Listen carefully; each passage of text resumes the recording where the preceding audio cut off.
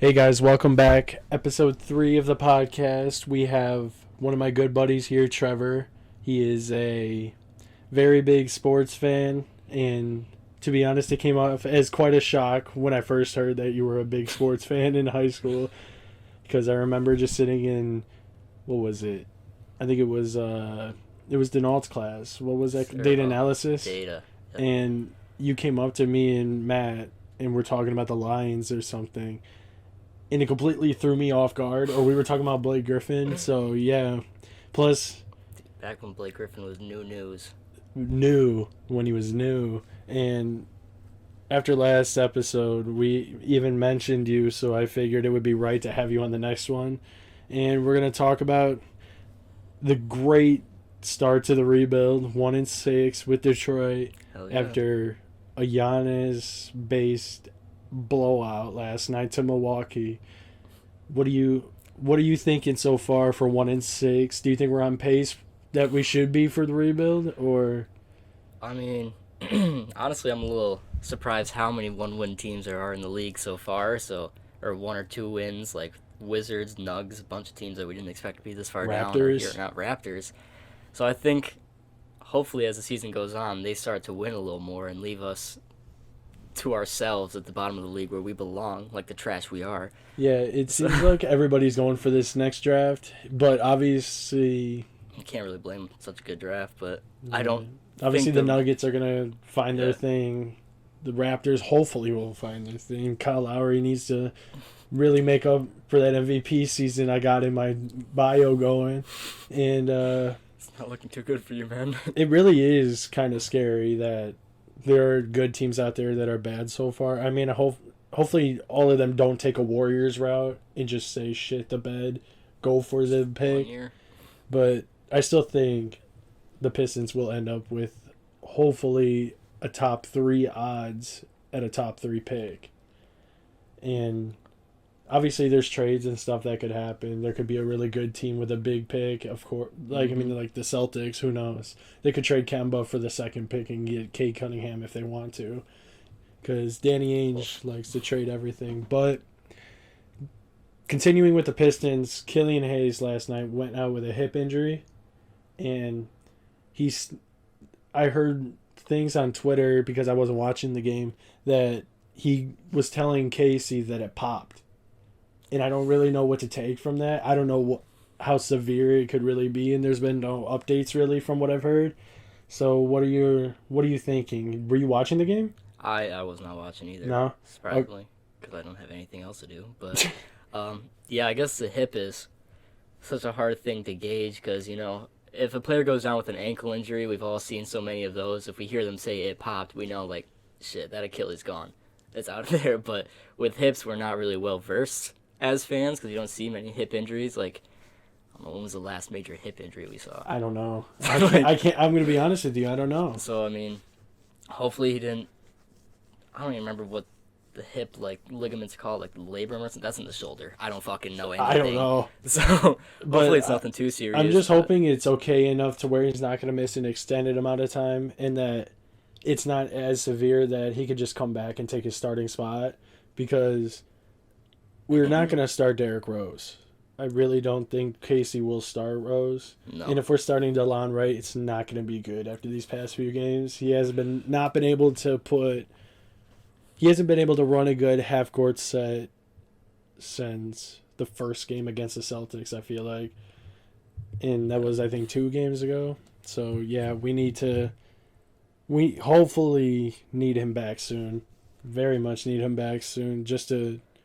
With the amount of time he's missing, he's just not growing anything and improving. He's just gonna sit around. But I'm hoping next game he's back. Talking about the rookies, because I haven't heard your input yet.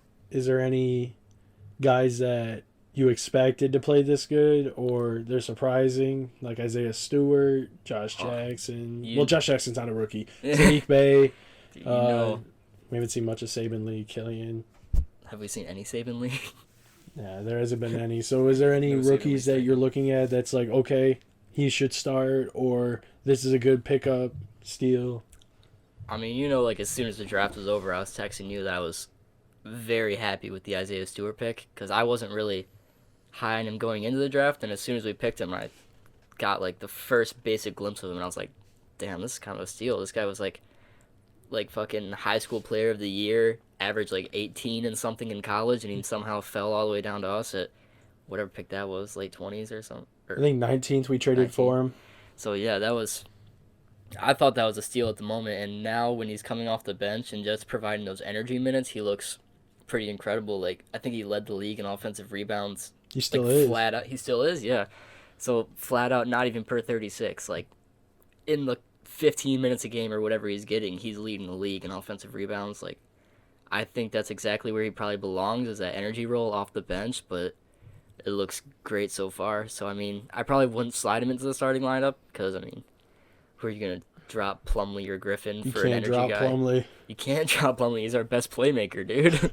Dude, the fact that we run ISOs through Plumlee is just giving me Drummond flashbacks. And the fact that we're running ISOs to a player who's even worse than Drummond and continuing this is not promising, but it is helping us lose. It's tank season, baby. It's helping us lose. So, what about Sadiq Bey? Because you know I'm high on Sadiq Bey, and he's been starting lately, and I feel like he should continue starting. Yeah, I think right now his shooting percentages just aren't where they should be. So once they kind of progress back to what I think his average would be of like a 45-35 shooter at hopefully best, worst, I don't know. If he gets his shooting numbers back up, he's going to be a solid starter, like not like a go-to scorer, but someone you're running out of time on the possession, try and find him in the corner for a three, something like that, you know. He's just he actually likes to make his own shots, surprisingly, out of the post. If he gets into the low post and gets that ball, he's either looking for the assist or he's going to draw a foul. Surprisingly, against Tatum, every time he was in the low post, Tatum would just hack him. Because I guess he's a kid and you got to, you can't be easy on him just because he's a rookie. But Right. Sadiq Bey did live up to the challenge of Jason Tatum. Love to And see it. I was very, very happy with how he's played, especially against that matchup alone. Because going against the Bucks, you can't really expect to put a 6'8" first-year rookie against a 6'11" powerhouse and Giannis Two-time Antetokounmpo. MVP. It's just Jeremy Grant played well against Giannis, but you can't just expect our young guys to perform against the absolute studs in the league, I would say. Right, and we So, can't leave losing Jeremy by- Grant on an island the whole game, so we're going to need Sadiq Bey and whoever to switch in for a couple possessions and try and do their best to stop the freight train, so Yeah, they did what they could. I think we played a lot better than I thought we would against the Bucks. Yes, Giannis had 30, but you can't you can put that up any night if he wants to, and he has a hate for Detroit for some reason. I think it's because of the whole Thon Maker situation Probably. We 2 stole years ago. Yeah, we but stole his best complimentary piece. It's really... I'm so glad he's not here no more. Is he still in the league? Where's he at? Thon Maker's on where's he at now? He was playing well somewhere. I can't Really? remember. Good for The him. Cavs. Oh my god, the Cavs. All He's those on the bigs, Cavs. and he's still getting minutes. Yep. Gotta Him, love it. McGee, Larry Nance, all of them, Drummond. Talking about the vets, arguably the pieces that are costing us the most this season are Derrick Rose and Blake Griffin. Blake Griffin, as I said last episode, he just looks lost. He looks like he has no motivation to be out there for us. I mean, I love Blake Griffin, and I've always loved Blake Griffin. It's just I don't think that he should be here anymore. I think it's time to move on. Same with Derrick Rose. So, do you think that we should keep one of them, both of them, trade both? Yeah, it's hard because I feel like everything we saw from like the off season, or at least like past the draft when all the rookies were coming in, like everything we saw was that Blake Griffin was being like the ultimate leader, and like if he stayed around for like a couple more years, he would hopefully become like our version of Goran Dragic, where he just provided that leadership and he picked up all his teammates and like kept them calm through that playoff run. Like we were hoping that's what he's gonna be because he took on like a mentorship role. So we thought like, hey, he's down for this tank. He's gonna stick around for a little bit. but now you see him on the court and he just looks like he does not belong here right now, which is sad. But yeah, I think we gotta hopefully if he can stay on the court long enough and show that he wants it long enough to get his value back up, we can hope probably have to look to trade him, and I feel like we owe him a spot on a semi-competent team. We definitely owe him a better location. Yeah. Him and Blake, I feel like, because when we brought Derrick Rose in, I was beyond shocked that he would even consider coming here. Yeah. And the fact that he did sign here for the amount of money we signed him just showed that, I don't know, he either believed in us or we just were one of the only teams that believed in him. Mm-hmm. Give him a shot. Everybody wanted us to trade him last season. But now this is the time to trade him if you're ever going to listen to those words. Yeah. Because this is the last year we got him. More than likely we won't sign him back. We might as well just get something out of it. I don't care if we trade him to the Clippers for Jerome Robinson. It's just we got to get a decent player for a part of this rebuild or somebody that's on an expiring contract. And if you're going to trade Blake Griffin, it's got to be a big trade. Yeah.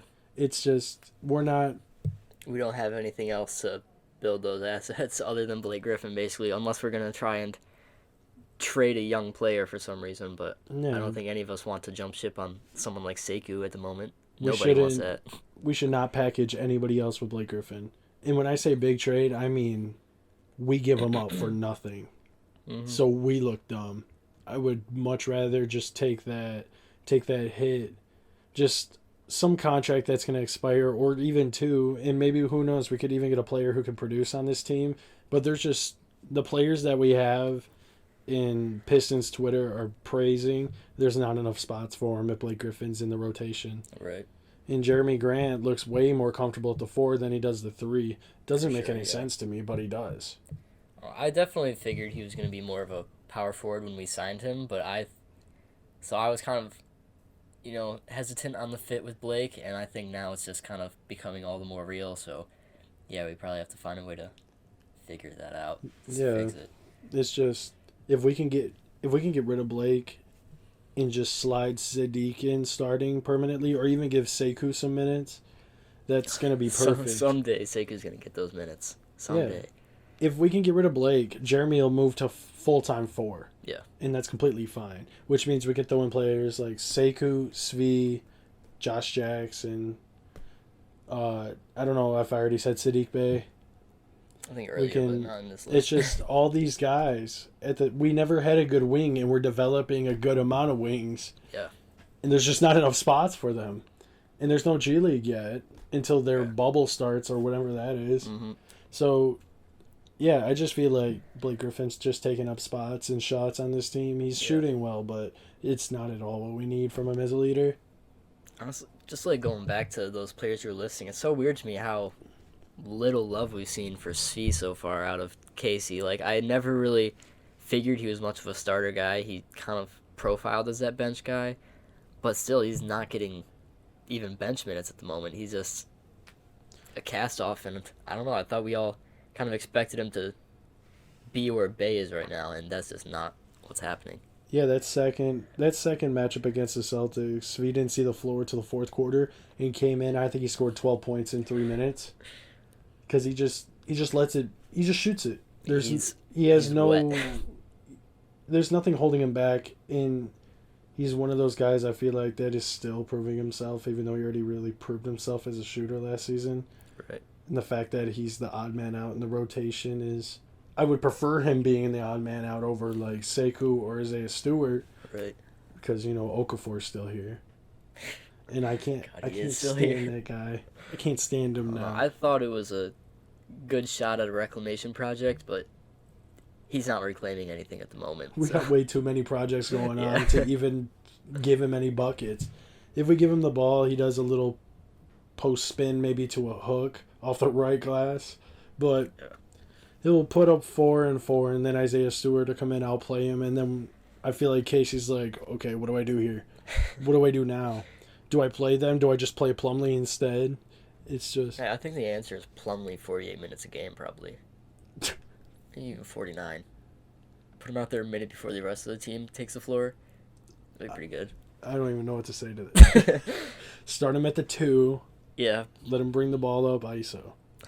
I think he's averaging like 10 and 12 and 5.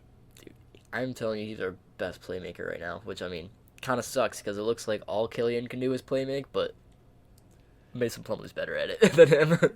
Killian, I just can't believe people are really listing him as a bust after 7. Yeah, no, I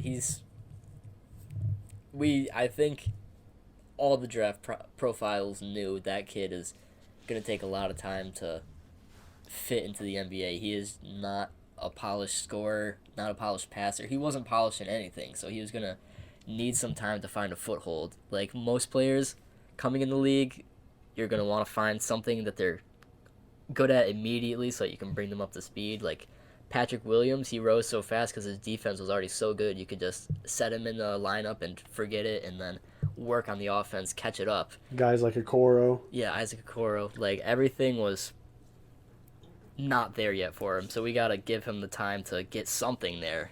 Am I hearing Patrick Williams praise? I'm hearing Patrick Williams.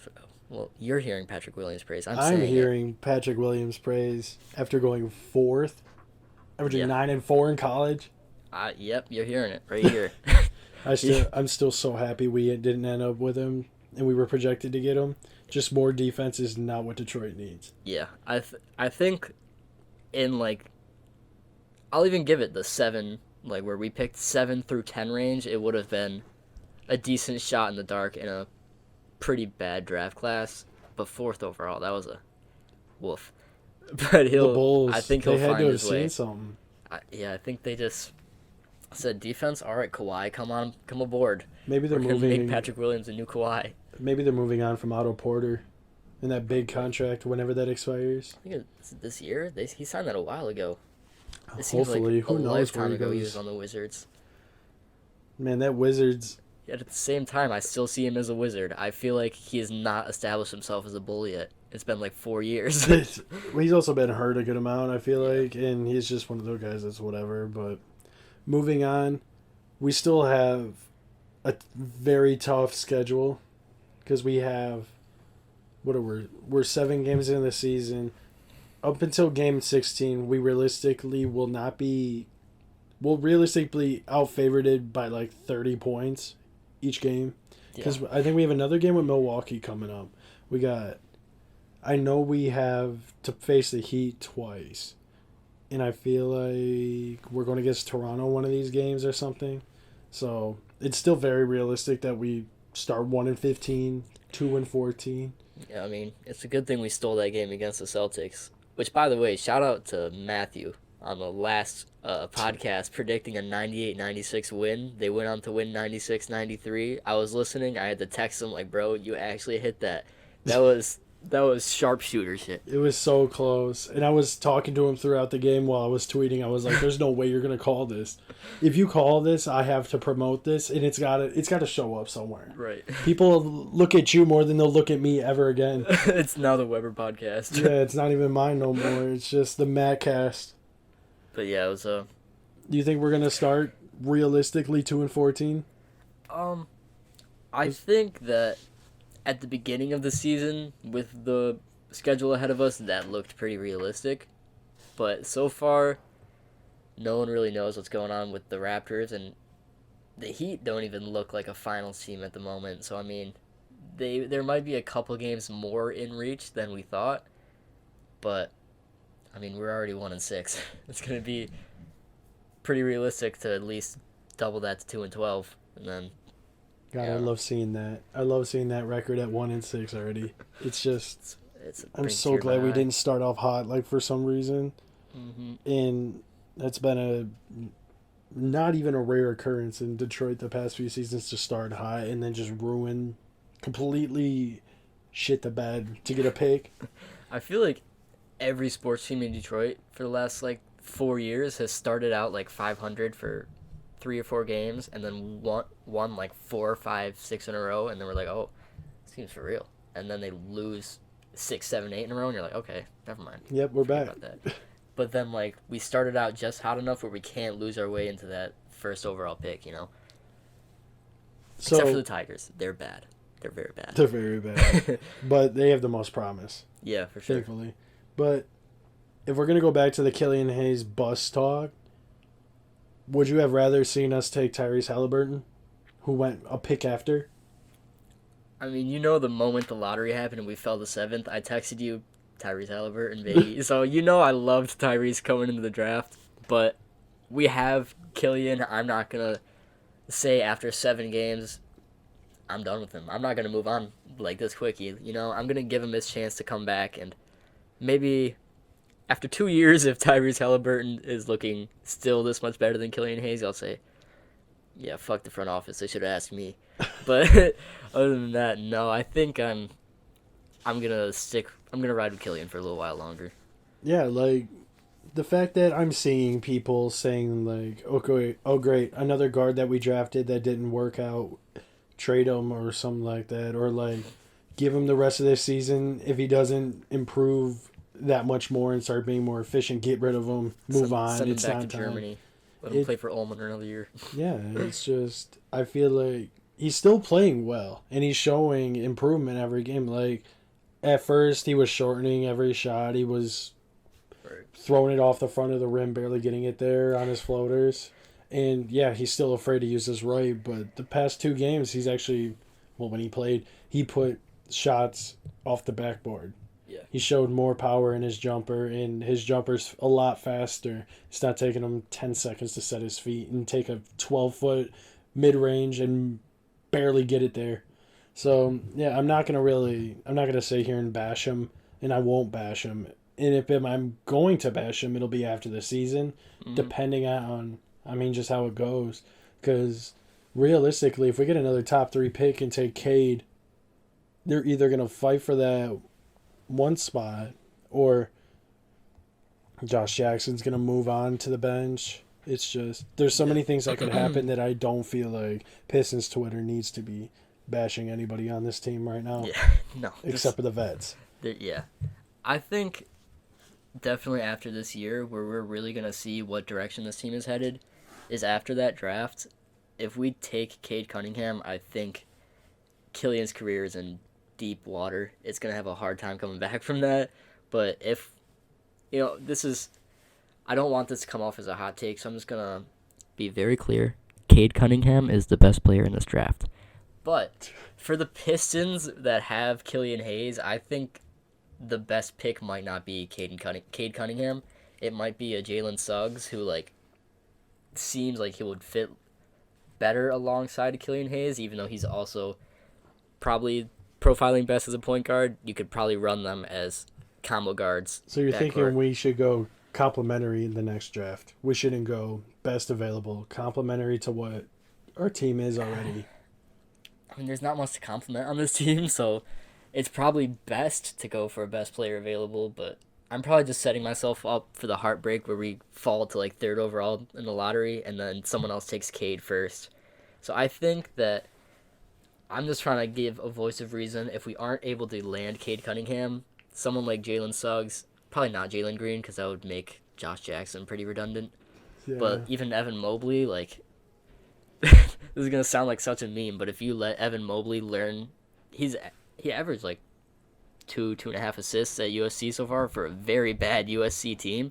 If you let him learn from Mason Plumlee, that has a lot of promise. I'm just going to be honest here. There's a lot of Plumlee praise going on. I know, bro. I'm the biggest Plumlee fan in Detroit. Was he your favorite acquisition, or? No, not at all. If we're going to talk acquisitions, the next topic was Jeremy Grant. He just put up about 26 on the Bucks. 26 in 6, I think. And he started the game horribly shooting. He was 3 of 11, and I checked again, and he put up another 12 points in about 5 minutes. I feel like that's how every Jeremy Grant game has gone so far. So is Jeremy Grant the go-to option? Number one, let him shoot it. Who cares? I mean, who else? I guess Josh Jackson's the only other person that's really for consideration with that right now, because Blake is looking pretty meh. I mean, obviously, if Blake's on the court, we want him to boost his trade value, so let him take those shots. But I think for this team long term, Jeremy Grant is our first option, and I think that's probably what Weaver and Casey had in mind when they splashed $20 million on the guy per year, I could see Jeremy really working with Sadiq over these next few seasons and either getting him ready for wherever Jeremy Grant goes off to once he gets another shot at a contract somewhere else, or if he stays. Right. We could very well see Jeremy developing himself as the Pistons starter for the foreseeable future, with Jeremy on the bench possibly, with Sadiq Bey on the bench possibly to back him up. And that Bey Grant duo, I feel like would be great to set them at the 3. Obviously, going out for a better 3 or 4 would be great, but I could see Sadiq really cementing himself here. Right. And I feel like, he was considered the best shooter in the draft, and he's showing it. He's shooting about 36 or 37% so far. So I don't really see anything that's too bad from him that Jeremy Grant can't help, or Blake Griffin can't help, or people like that. Wayne Ellington even. Yeah, Wayne Ellington's a fucking shooter, man. He might be super old, but he's a shooter. So when we brought him back, it had to be just to develop shooters. Yeah. I couldn't see another reason why we would bring Wayne Ellington back to this team. There is no other reason. So, I think I'm feeling a lot of Sadiq Bey love still coming your way, so I'm loving that. But I think, it's going into the draft, I definitely saw, he was the budget version of a Devin Vassell or a Aaron Naismith. So, with Naismith looking pretty ass so far, I think we already got the better of the two, hopefully. After 7 games, I'm going to make that decision that Naismith is trash. But executive decision. Yeah. Heard here first. From the Naismith should not be in the NBA. From the CEO of 3&D Wings, Trevor Worthman. Aaron Naismith needs to be playing in Israel. He will never compete with Robert Covington. Never, ever. Don't even say his name in the same sentence. But, I think Sadiq Bey definitely is showing the potential to be like a Jeremy Grant type player, except maybe more small forward oriented versus power forward. So I think having Grant here to work with him was, whether it was planned or not, it's gonna go pretty well, I think. And we don't even have to be writing off Jeremy Grant as a mentor just yet, because what do we have, 3 or 4 years, however long we have him. Hopefully we build a competitive roster by then where he can actually be the number 1 or 2 option on a good team, Whenever Detroit's good again. Whenever that is. If we can do that in the next 3 or 4 years, however long Grant's on contract, I don't know. I'm unprepared. 3 years. 3 years? Okay. He'll be 31 when we get rid of it, when his contract's up. All right, so we'll have him until basically the end of his peak. Let's see if we can make a competitive roster. The end of his peak, and then we're going to sign him to another big contract and just... Exactly. Wash, rinse, repeat. So what's your favorite acquisition so far that Troy Weaver's done in Detroit? Because you praised Troy Weaver before he even came to Detroit. I did. Yeah. So is he making the right moves, and what's your favorite? I think it's hard to look at the first year of the plan and say, this is just what we need. But I think that it's all going to start coming together. Remember the first year of, Sam Hinkie in Philadelphia was like, what the fuck is this guy doing? But, eventually it kind of came together where everyone was like, oh, it's the process. Trust the process. Now, the NBA has moved on from the process era. You're not even, allowed to tank anymore. But I think Weaver definitely has a master plan that's going to start coming together in the next year or two, where we're going to be like, okay, this guy's making the right moves for sure. So I think, yes, he's making the right moves. And as for my favorite, I love the Josh Jackson signing, and it's looking so much better. Oh my God. Yeah, I thought we needed to be going after guys like Josh Jackson and Harry Giles. Unfortunately, we didn't get Harry Giles. He looked pretty good in the preseason. Not really sure what he's doing in Portland right now. He's playing well. He still is? He's playing very well. Fucking love in a new environment. And if we brought him to Detroit, it would have been perfect. Yeah, it would have. But hey, we got one of them, so that's fine. Josh Jackson is looking like a stud. He's looking like the fucking what they wanted Andrew Wiggins to be and what they wanted Josh Jackson to be. Neither of them lived up to that until now. So, hey. So you're saying Josh Jackson would be the best acquisition, you feel like? Yeah, so far. Yeah. I mean, finding a diamond in the rough, really, and playing for his home team, Yeah. he found another. Yeah, He found another motor. He found another motor in the Motor City. Put that on a T-shirt. Don't. don't do that. So, if the Pistons trade Blake Griffin, is it to a competitor? If a competitor has the cap space and the patience for an injury-prone player where they'd bring in a Blake Griffin, then yes. But I have a feeling that there's no real like top-tier team right now that wants to bring in Blake Griffin's contract and knees. So I think it's probably going to be like a 8-9 seed that's trying to push themselves into a 4 or 5 seed. So like the Magic? Something like that, yeah. Magic, you could say. You can't even say Memphis. Although let's just be real here, the Magic, they're a top 3 seed, bro. So far, the Markelle Fultz is like, don't bring Blake here, don't. So far, he's like, I got it. my moment. We have Aaron Gordon. Man, I'd rather have Aaron Gordon. Aaron Gordon, bro. But I don't know. Do you think Markelle Fultz is? Or do you want to save this for later when we're talking about surprises? We'll go with that later. Piston of the year. I've asked Nate and Matt.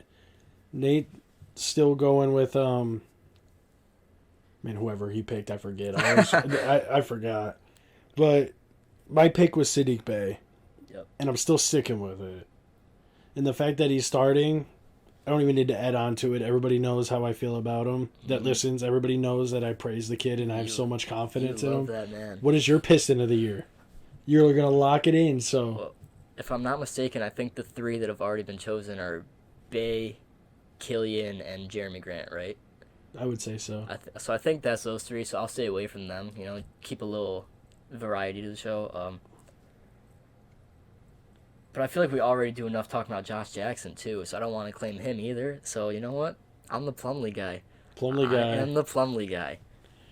You're going to be probably the one and only Plumlee guy that I encounter, but... Probably the only one in the country, except maybe a couple people in Denver still saw the light. They know how good he is. Speaking about Denver, actually, that's funny. Them being one of the worst teams in the West to start record-wise, could Jeremy Grant and Plumlee really be that big of a factor that they lost? Man. I don't know, man. You would think that someone like Michael Porter Jr. would just step in for Jeremy Grant and be better, but it's not happening so far. So I mean, maybe... Porter is coming off of contact tracing, so he's been out a couple games. Right, but I mean, even he played like 3 or 4 games, right? And he was. They were 1-3. Yeah, they were 1-3. So I mean, Jamal Murray had a slow start. Jokic is doing what he does because he's the best center in the league. He's the coochie man for sure. The coochie man, Jokic. But yeah, I think we gotta wait and see if Jamal Murray finds the bubble form again, and then we gotta hope the rest of the team steps it up as well. And if I was praising for Murray for his bubble play. I was still saying that I still believe that he's a better player than Donovan Mitchell after that series, but it's just funny to me that Nuggets team could start so bad. Yeah, it definitely surprised me. I was thinking they were my dark horse favorite for the West, and now look at them. They were my dark horse last year, and I switched to the Rockets.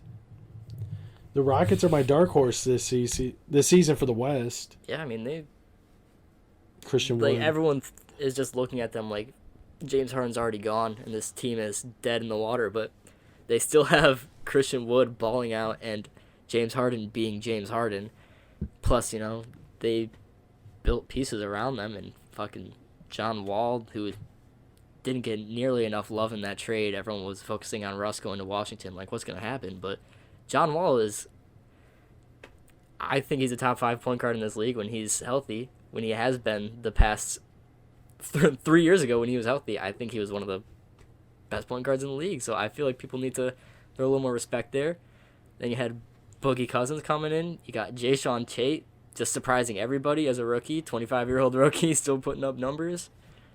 I didn't know who Jashante was till I looked at the first game. I was like, this kid's starting. I don't even know who he is. I had only heard of him because him and Harden got in that fight in practice. Oh, it was Jashante that he got in the fight with at practice? But I mean, I guess they're all buddy-buddy now, so it's probably just like a heat-of-the-moment thing. I don't think there's that much bad blood there. Harden just knows. Harden just believes in him. He found a baller. He had to fight him. All right.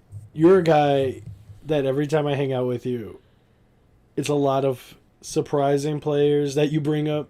It's a Javon Carter. Did I hear Javon Carter? Abdul Nader, Luguentz Dort, all of them.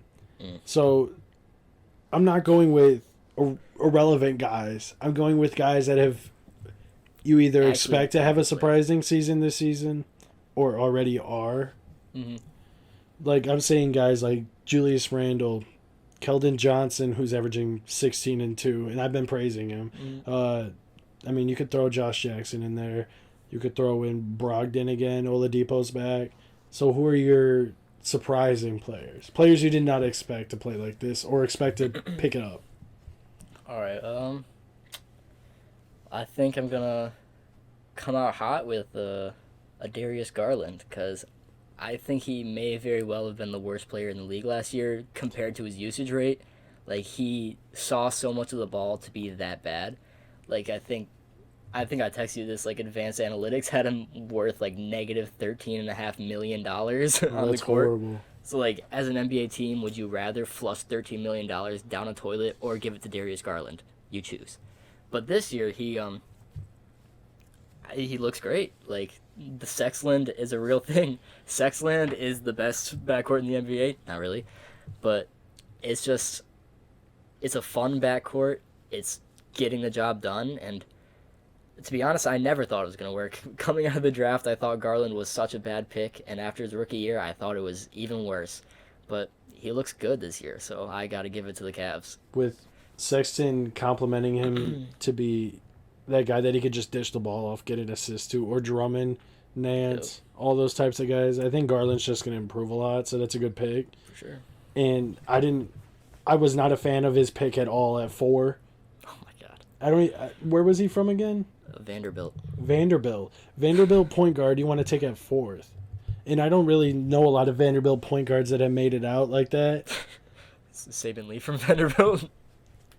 I hope he is because I feel bad for saying that now. Sorry, Saban. Yeah, sorry, Saban, if you're ever listening to this. Yeah. But that's one of your 40 listeners from Michigan, Saban Lee. Is there anybody else that you just see picking it up again, or people that I think you could see just shitting the bed? Okay. You could just do anything that could really surprise you in the NBA because there's a lot of people right now with the way the league's set up. Yeah, it's definitely been a fun season so far. Everything is happening so fast. But I think a player that I texted you before the season I thought was going to be like in the MIP conversations, probably not actually win it because he was so non-existent last year, but Darius Bazley of the Thunder I thought was going to turn into a 15-plus point per game scorer with a couple rebounds in there, maybe a couple assists, and you know he started pretty slow, so that had me a little sad. But it looks like he's coming into it now. Not last game, but 2 games ago I think he had 18 and 12. And then last game I think 16, 14, something like that. So I think he's finding his foothold, and hopefully on that Thunder team that just is looking for anybody to start taking some shots, I think he's gonna have a big year. He's starting at the 4, I think, for them with Horford. I mean, Horford, you know how I feel. I hate that guy. I dislike his play so much, but running the small lineup with Bazley at the 4, because he's about 6'7", I think. Yeah, it's not a big. He puts a lot of effort out there, and I could definitely see him putting up 15 and 5. I could definitely see him breaking out this season. It's just depending on who wants it the most in Oklahoma City.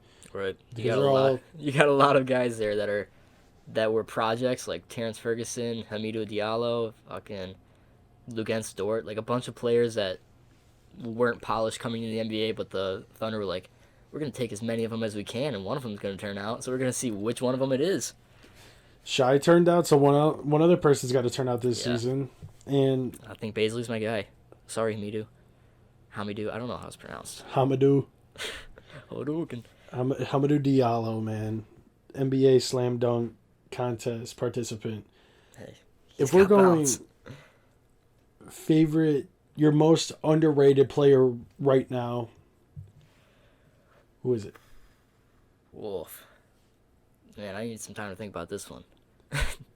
If I'm going to just throw some names out there for underrated people so far, Malik Beasley averaging 20 in Minnesota. Brogdon, of course. Mm-hmm. Sabonis is looking like arguably the best power forward in basketball right now. We're going to throw Drew Holiday out there still. Chris Middleton's putting up arguably better numbers than Giannis. Drew Holiday is the perennial underappreciated, underrated guy. Like, I don't know what it is that this guy is never going to get the love he deserves, but... And he's like the greatest guy. Right, like, and like, it's so weird because you feel like the entire, like, NBA community of fans, I guess, they all say Drew Holiday is so underrated. Yet he's still underrated. How are you underrated when everyone thinks you're underrated? Like, how does that happen? You get enough people talking, you shouldn't be underrated anymore, but we have the same conversation every year about him. We really do. And maybe that's why he's underrated, because we never talk about him as, like, being an all-star. We talk about him as, why isn't he an all-star? So, like... That is true. We could just be influencing all this. Yeah. We could just be lighting the fire to this. That's very true. And... another thing I want to talk to you about, Stephen Curry. After all of the comments about, is he done? He's not a leader.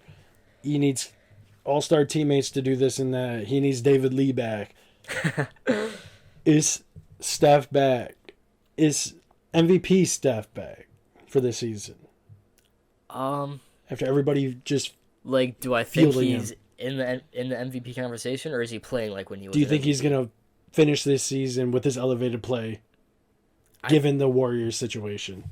Yeah, I think I mean, I just gave a very hot take about John Wall being a top 5 point guard when healthy. So obviously, I believe in players' ability to come back from injury, but I think for sure that I mean, maybe this is just me talking straight out of the hype because he just dropped 62 points, but you don't drop 62 points if you're not a great player. I mean, I guess Devin Booker, when he's like 19, dropped 70 points. But, like, whatever. He went on to be great. But, yeah, if you're not a great player in the NBA, you don't drop 62 points. He is an elite scorer still, and he might not lead a ragtag roster into the playoffs like a player like LeBron James can, but I don't think that's ever what we expected from him. We just always thought Steph was that flamethrower in the league, Yeah, he revolutionized. He literally changed the game of basketball before our eyes within 4 to 5 years by himself. Yeah. Him and Clay. Yeah. And only player to ever have an impact like that is Robert Covington, bro. Robert Covington defines this league. He should be the logo. Yeah. He should be the logo. Simple as that. Back but when he had the tall hair, so you really know it's him, Oh my god. Philly jersey. Just put a full color picture of Full him on the color NBA picture. logo. Just Covington every time you look at the NBA. But I'm down for that. if we're gonna talk 3-and-D players, because we're just going off of it now, there's not much to talk about Detroit. No, not besides at all. for once we get some more hot spots going, and I guess deeper into the season, we'll talk more about the future. We'll just talk NBA now. Yeah. Who's your finals matchup through 7 games? Through 7.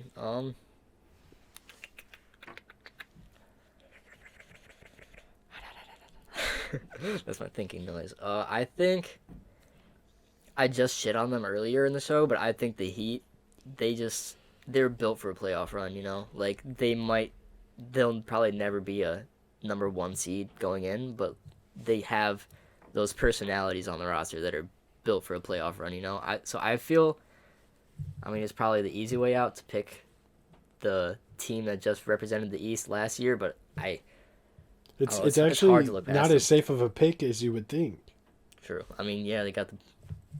Yeah, no. East that was a open. Surprise last year, Yeah. So I think it'd probably be a bigger surprise if they fucking doubled up on it and went back-to-back, but I think they could. If they could go back-to-back, that'll be the most because everybody's like, is this a fluke now? Jimmy Butler's not even playing well to start the season. Bam is Duncan Robinson is, I'm never going to shit on him, but not doing what Duncan has been doing normally. And yeah, I would say it's still a good pick. Yeah. Just the East is wide open now. For sure. The Magic are 5-2. Anything's possible. The Magic could make a run. But yeah, I think the Heat, it's so weird that the most hype for this entire offseason was Tyler Herro. Everyone fucking loves Tyler Herro, and I don't think he's a bad player, let me say that. I thought he was a top 3 rookie last year, like before the bubble even started, but what the fuck, dude? Everyone was acting like he was the star of the Heat. Yeah. He's like the 4th option. Everybody get off his dick, bro. Yeah, like, So, I like, mean, I'm not against that, but Tyler is still very much surprising. The fact that he went, 18th to the Heat, I think it was, 19th. Yep. He should not have fallen like that. After seeing how well he played in high school and following his game, even through Kentucky, Right. he had big plays and he showed that he can take big shots at Kentucky and in high school. I mean, he just told everybody, like, he's there. He's that guy. And you can just see from his personality that he's very much that lives for the moment type of guy, like he wants the big shots. yeah. So I'm not saying he's a bad player and then like I wouldn't trust him to take that big shot, but like You just don't get I think- all the hype. yeah, everybody I think expected, or at least they were talking about him like he was going to carry this team to a 1 seed in the East, when that's just not his role at all. No. He is the 4th option on the Heat. So And Jimmy proved that in the finals. yeah. Jimmy proved that he was that guy. Other players on that Heat team that deserved more credit for what they did, Jay Crowder, Definitely. Kelly Olynyk, regardless of how you love him or hate him, he still put up good numbers and effort. Sure. Thank goodness Myers Leonard didn't get those minutes in the playoffs. He's just, him and Haslam are in the same boat, Yeah. even though they're about 14 years career-wise apart. It's just that whole team knew how to work. Iguodala, they had all the pieces if they were going to beat LeBron in the East. Right. And if I'm picking a team to go to the finals, I still can't pick the Bucks. I can't pick the Bucks. I can't pick the Heat. You just can't trust the Bucks I sometimes. I can't see Philly making it either. I mean, Philly could make it after starting. I think they're the best in the East right now with Tobias's elevated play. Yeah, definitely. Shout out to Tobias, man. Man, we should never I guess have traded you he for doesn't Blake need a Griffin. shout out from me, but still. He'll appreciate it one day. Yeah, when he comes something. back and listens to all these. Yeah, you when know? this is the biggest podcast on Spotify, and he's just going back through the earliest episodes, and he's like, shout out Trevor, man. That's He's my like, guy." 40 years later. I've been retired for about 15. Thank you. Yeah, I knew it. Finally, somebody knew. Someone knows I'm a good NBA player. Somebody knows literally half a century ago that I was that guy. Let's talk Markelle Fultz. I'd like to talk Markelle Fultz. I would love to talk Markelle Fultz. I think he's averaging 20 to start the season. That Magic team is just, all their players are playing their role. Even Vooch. Vooch went from that guy, That dude. like that secretly that guy, to, yeah, okay, I deserve this respect now. True. Talk to me. Let me take this team to the playoffs because they've been a consistent 8th, 7th, 9th, 10th seed for like 5 years. Could they? It's pretty impressive how consistent they've been in being so mediocre. Yeah, they make Detroit wish. Just want to say what's Oh. up. Hey, Matt. Yo, what's going on, podcast? I'm leaving for work right now. This episode's going to be a fire episode. Can't wait to hear it. Yeah, hopefully Kula You heard it listens. here first. Yeah, but if we're talking Magic, could they finish top 5 in the East? This I don't see why conference not is just right so now. bad. So yeah, I feel like the best teams in the East all have what about this? Like they all have that little hang up. So I think any team can really, except for the Pistons, any team can make their case for being a playoff team, and any playoff team can make their case for being a top 4 seed. Yeah. So I we think the Magic definitely belong in that conversation. I could see that. Same boat with the Cavs, those types of teams. Yeah, But Markelle Fultz much has love. resurged his career since he was since he was on Orlando. Yeah. And he just got paid 3 years, $50 million. Yep. I'd much rather pay him than Luke Kennard that money. Definitely. But could we see Markelle really cementing himself now as the Magic's future starting point guard going on for years? Absolutely. I feel like so much of the Markelle hate was just misplaced. I feel like going into the draft, that was a really good draft. Like Lonzo and Jason Tatum and Josh Jackson, those were all incredible prospects, and Markelle Fultz was picked before any of them. He was compared to James Harden in the draft. That is a great prospect, and the fact that he fucked up his shoulder and got legendary yips, like the worst probably mental situation we've ever seen from a prospect, isn't enough to take away that talent. And the fact that he is now clearly building up that confidence to beat that mental block he's had, he is going to be a great player, I think. With Cole Anthony backing him up, they could have really found their 2 point guards for the foreseeable future. They've fucking Magic. They went from Jameer Nelson and DJ Augustin to absolute flamethrowers at the point guard position. That's so weird. I haven't heard Jameer Nelson's name in a long time. That is so funny to hear that. We're here to bring you back. I used to love Jameer Nelson. But, all right, if we're going to talk another team then, why not talk about the Cavs? Why not? If we're going to talk Eastern teams, obviously people came here to listen to Detroit. We talked our Detroit spot. Are the Cavs a playoff team? Definitely. Yeah. I mean, we already touched on at least Sexland, that backcourt, but I mean, that team, its front court was probably its most exciting thing, at least in the preseason. You know, everyone was like, wow, they got a lot of very talented bigs up there. And I mean, we got to include that in the conversation when everyone's focusing on how good that backcourt's been. Because it has been very good. Yeah. But, like, it's not just the backcourt on that team. They have a good team. They got pieces like Okoro, Chetty Osman. I totally forgot Okoro went there. I don't know why before the draft I already figured out he's a Wizard. I just thought that man's going to end up on the Wizards, but he didn't. So Denny Avila did. Yeah, he did. What a weird draft. But, yeah. I mean, JaVale McGee, Drummond, Larry Nance, those types of guys. I think that I said watching the intro alone for the Cavs, I became a fan this season.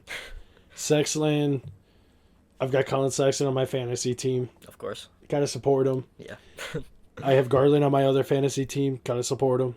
But this Cavs team does really look like one of the more, I feel like, complete young teams in the East, in a very young Eastern Conference, it feels like so far. Mm-hmm.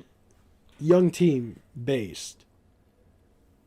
Yeah, I mean, I could see them finishing as a 6th or 5th seed. Definitely. If Drummond shows urgency to win. Yeah, for sure. That's always, I mean, I don't want to talk shit on him because, you know, I did like him a lot as a Piston, but that's definitely the biggest question mark with him is always if he's going to have the motor today or not, you know? Yeah. So, I don't know. It looks like if this season keeps going and he realizes, like, we're fighting for a top 5 seed, he'll probably kick that motor in every day, and if that happens, that's a scary sight. Yeah, I would love to see him play with a reason. Yeah. More than playing. Everybody, when he puts up these numbers, I see people talking about, get this stat batter off my team, get this guy off my team, defensive liability. Nobody looks into the advanced analytics of Drummond. He's very underappreciated. Yeah. And I know I'm going to get shit on for praising him all the time. On a Detroit podcast. God, I still very much like Drummond's play, and in Cleveland, I thought he would just leave. Mm-hmm. But now that they're really putting something together, it's actually pretty understandable as to why he stayed. Yeah, definitely. It's with the money. It looks like a good roster at the moment, and I mean, it takes a lot for me to praise the Cavs. They're probably like my most hated franchise, just because I felt like they just lucked into all their success because they got LeBron, and if you get LeBron, you're not going to lose as a franchise. And then they just happened to jump 9 spots in the lottery to take Kyrie, and they just fucking sucked and got Wiggins, and all of a sudden, oh, LeBron's back. Like, I just thought that they fucking stumbled into finals wins, and I was like, what the fuck is this about? But now, like, they actually look like a good team, and I'm like, all right, I bite my tongue. I'm sorry. Okay. So the LeBron era in Cleveland wasn't enough. This is enough. Drummond's enough. Sexland is enough for you. Yeah, man, Sexland and Drummond could take LeBron any day. Change my mind. I actually was just thinking about this. What is your prediction for the record for the Pistons in a 72-game season? Because I said 24 and 48. Yeah, that's looking really, really optimistic. We could look very much worse. 24 wins. It sounded good at the start of the year. It's starting to look very optimistic. This is probably not a 15-win team, and that hurts to say out loud. Could we really go down as arguably one of the most unsuccessful teams in a season? I think we can beat the Bobcats.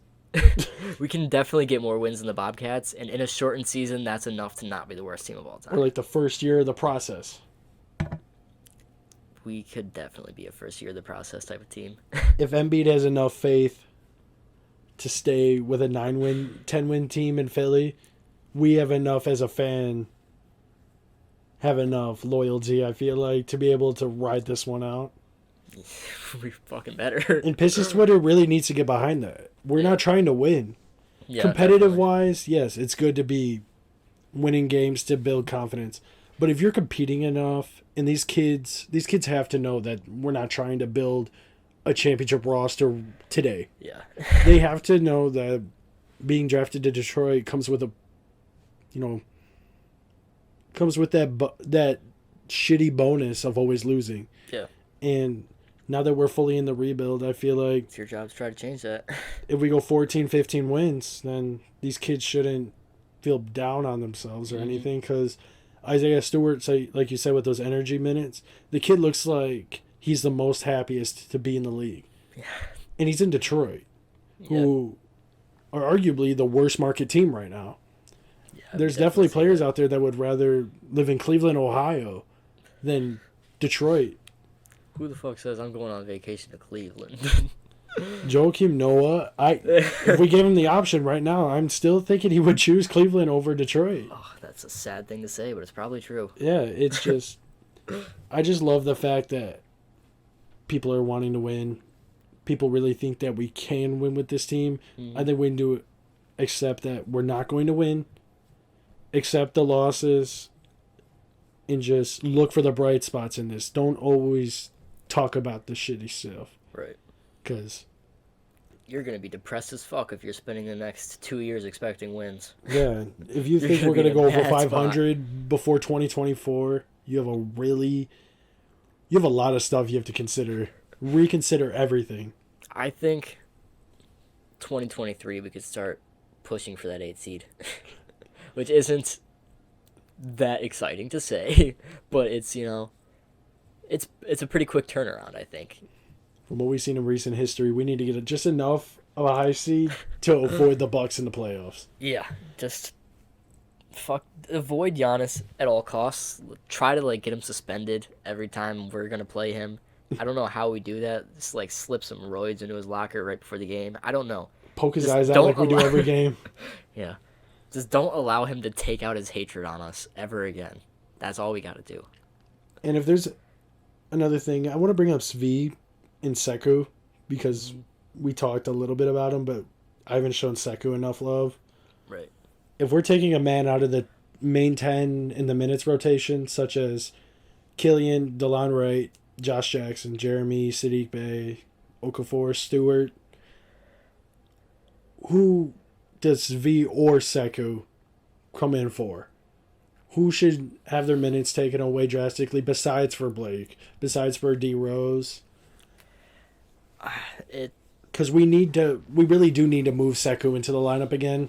We do. Because definitely. If not, we have another Stanley Johnson on our hands, and Stanley's actually already overperforming in Toronto. Hate to see it. No, I'm just kidding. I don't hate him that much. He can. I hate Stanley. Okay, Stanley. I still thought we should have drafted Winslow, and yeah, I was kind of a Booker guy just because he was from Grand Rapids. That's really it. Back then, I didn't have much knowledge of the draft. I just thought, Grand Rapids, draft him. So that probably would have worked out better if we took Booker. It would have worked out a lot It would better. have worked out much better, but it's fine. I'm not hurt at all. But yeah, I think we cannot have another Stanley Johnson. We cannot. So we got to find a way to get Sekou in there, but it's just of our forwards. Because he It's has so to play hard the to 3 or get those in. 4. Yeah, you can't slide him down the shooting guard, and you're not putting that skinny ass kid at center. No. So, I guess yeah, we gotta find a way. I don't know. It's hard. It's 'cause, hard to put him into this lineup. Like the most realistic way I would say he gets minutes right now is if Blake gets traded, and that's a big if because he's not that desirable. Yeah, who's you know? going to want him enough to where we can get a player that Sekou is still better than him? Yeah. So, And sad to say, like, I think Sekou's averaging like 11 minutes. Dwayne Casey has been talking about Sekou like, oh, he's playing very well in practice. He's looking very good running with these people. Then why aren't you putting him in? yeah. I mean, I think we always, or at least like last year, we always labeled like, oh, Casey just doesn't like the young guys. He's not going to give the minutes, and that's fine. You know, once Sekou gets better, grows up, he'll get time. That's what we were figuring. But now this year, we see Sadiq Bey starting most Over of our Sekou. games, and we're like, oh, it's not because he's young.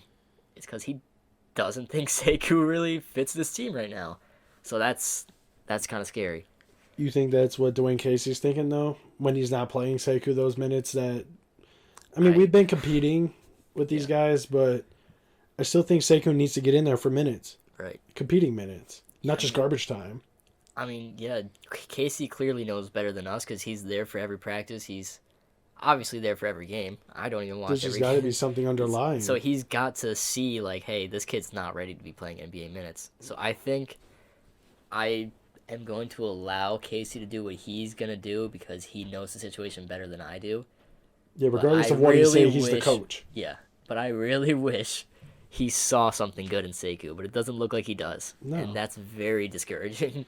I mean, it's fine, whatever. Casey's the coach. Let him do what he's going to do. We believe in him. Former coach of the year. Mm-hmm. For a much more talented roster. Yeah. But Sekou needs to get those minutes. Svi, I would rather play Svi than DeLon Wright. I would, but like at that point, do we have enough guards to be playing minutes if we're taking minutes away from DeLon Wright, you know? I feel like we should just keep, once he's healthy, just Killian and D Rose.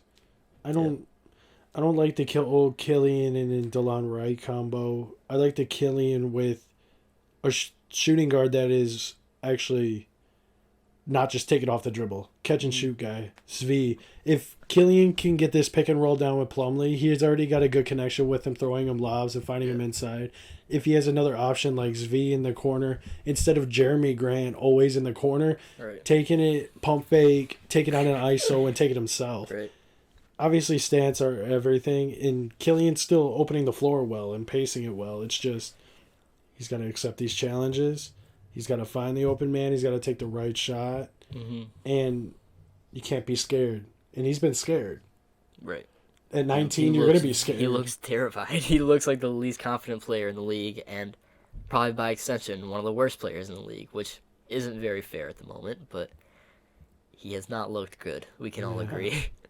Although I think maybe the worst player might be Marvin Bagley. Poor guy. But That's a guy we should go for.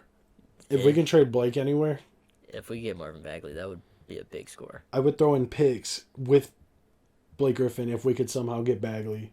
Yeah. I would much rather see Grant at the 3 with Bagley at the 4. That would be great. Yeah. I feel like that would work out perfect. Yeah, But- I think like last episode you asked like who do you think is the first player that's going to get traded? I think it's probably not going to be a big name like Griffin or Rose. I think DeLon Wright's gotta have to find the door so that we open up those shooting guard minutes at least for someone like Svi, or move Josh Jackson down from the 3 to the 2 and then get minutes for Sekou at the 3. I didn't even think about that. So yeah, Svi Mikhailuk and fucking Sekou Doumbouya are going to be just trivia questions at this point if we don't start finding the minutes. There's a lot of question marks on the paper. On paper, when you look at this team. Yeah.